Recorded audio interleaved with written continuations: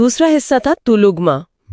इसमें उनकी तेज तरार घुड़सवार सेना दुश्मन को दोनों किनारों से घेरकर उस गाड़ियों की दीवार की तरफ धकेल देती थी। तो लोदी की सेना फंस गई? बुरी तरह फंस गई। हाँ। सामने तोपें और पीछे से घुड़सवारों का हमला। और तोपों की गगनभेदी आवाज ने हाथियों को इतना डरा दिया कि वे बिदककर अपनी ही सेना को रौंदते हुए भाग खड़े हुए।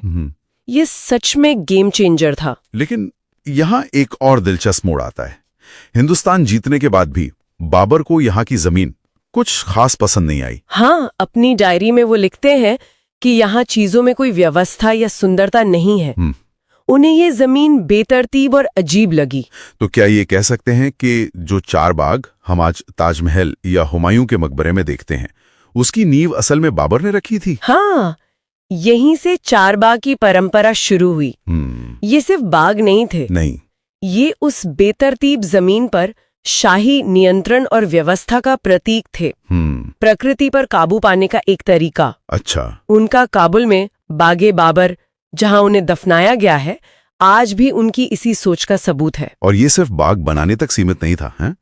बाबरनामा में भारत के जानवरों और पेड़ पौधों का जैसा जिक्र है, वो कमाल का है। सही कहा। वो आम के बारे में लिखते हैं, हिंदुस्तान का सबसे बेहतरीन फल। वो गेंडे के शरीर की बनावट के बारे में, कटहल के बारे में। मतलब वो सिर्फ जमीन नहीं जीत रहे थे, वे उसे बहुत गहराई से देख और समझ भी रहे थे। बिल्कुल। तो इसका क्या मतलब निकालें? बाबर की तस्वीर बहुत जटिल है।